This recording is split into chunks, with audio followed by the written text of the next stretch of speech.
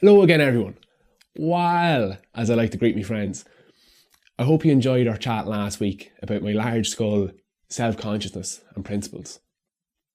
Today I'm going to be talking about something that interacts with how we experience our worlds on a day-to-day basis. They're called framing effects. You'll see them referred to in psychology books as higher level and top-down thinking. Let me begin talking about framing effects by telling you about my recently completed research project for my master's degree in psychology. It was all about the topic of message framing. Basically, message framing research points out that people are more likely to behave in a particular way based upon how certain information is presented. It's one of the main considerations that advertisers make. Imagine I asked you to choose between two different yogurts. One yogurt is described as having 10% fat, and the other yogurt is described as being 90% fat-free. So considering people are mostly fat averse when it comes to their diet, can you imagine the yogurt that the majority of people would feel more comfortable eating?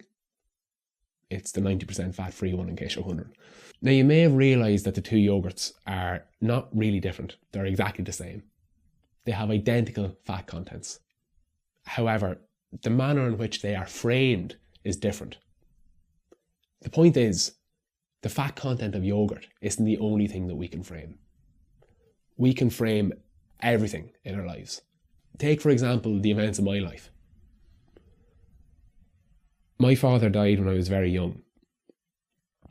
That's a simple fact of history. Now, there are multiple ways in which I can frame this information. I'd like to provide two simple ones. There's the framing of monumental loss. All the things I missed out on. All the father-son activities we never got to do. All the conversations we never got to have. All the parties he wasn't able to attend. And there's also the framing of monumental abundance. All the things I was lucky to have. An incredible mother. A loving network of aunts and uncles. A trio of older siblings. Big birthday parties. Lots of fun. And lots of love. I had all of these things in my life, despite my father dying. Now, both of these frames are truthful. They take the same information of my father's death and amplify different elements. Now, I could speak about the first framing for hours, but I'd rather not sadden you or myself unnecessarily. I'd rather expand upon the second, less obvious framing. Years ago, I wrote something along the lines of, I've been extremely down or anxious for the majority of my life. However, there's nothing about my life that I regret. Let me repeat that. I've been extremely down or anxious for the majority of my life. However, there's nothing about my life that I regret. Sharing that with the world at the time was extremely powerful for me because it was true.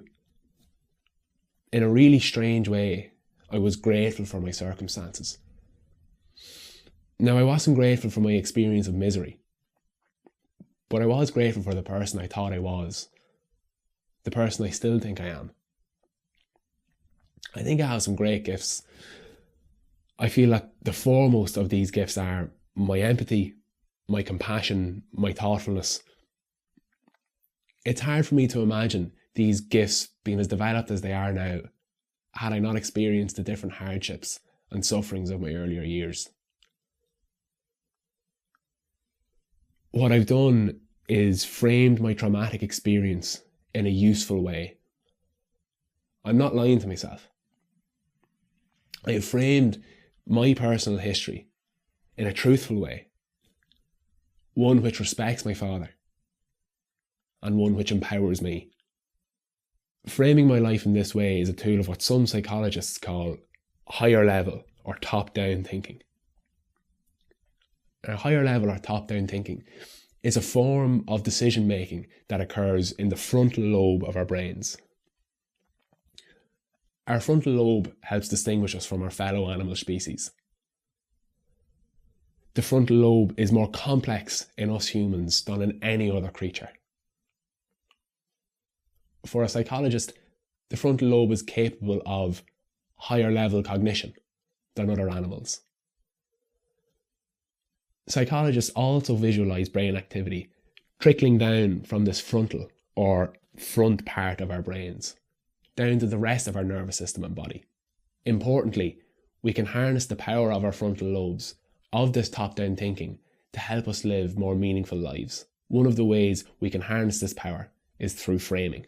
Mindfulness helps us recognize how we frame things currently, and also helps us implement framings that serve us more effectively.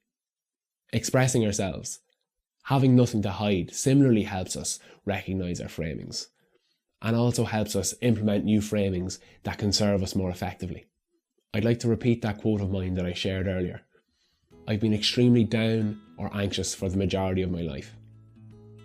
However, there's nothing about my life that I regret.